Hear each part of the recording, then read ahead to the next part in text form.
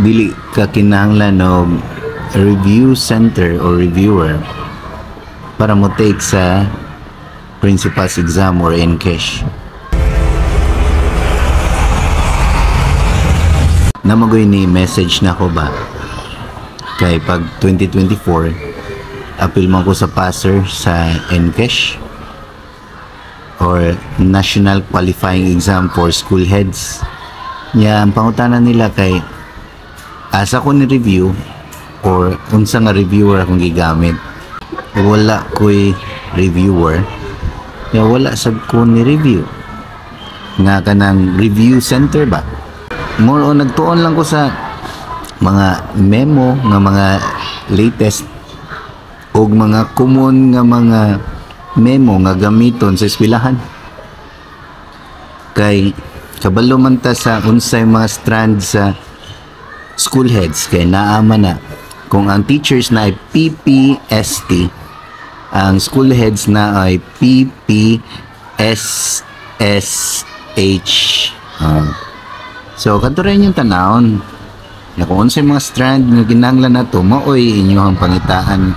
Ayo tong previous 5 years ago, mga current kay nisuway mo go pag 2018 dan sa tinud ulam ko reviewer nagpalit po reviewer ato na resulta ko kapasar.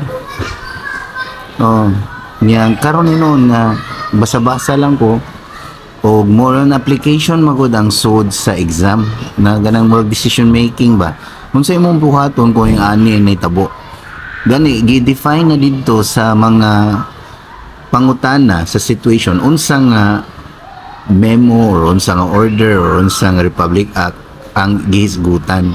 Imuha na lang pagpili unsa ang sakto nga choice, unsa nga answer.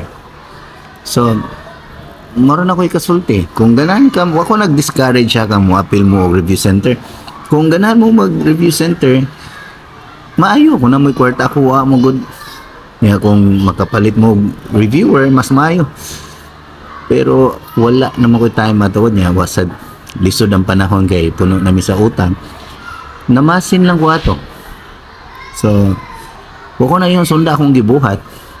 Ako rang gitubag ang pangutana nga unsa nga review center o unsa nga reviewer akong gigamit. Wala ko'y review center nga giapilan o wala sa reviewer nga gigamit.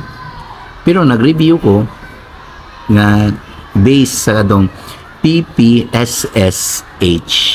o unsay mga sud ato sa mga strand nga na didto.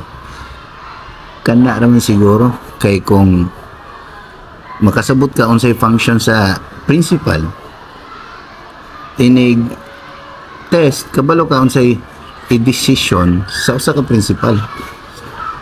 Ambot lang ako ara ni this is not an expert opinion, this is my personal opinion nga kung mag-review mo go basta hindi mo gawas ang akong gi-review kay pag 2018 nag-review ko niya wa man ni gawas sa akong mga makitaan sa reviewer.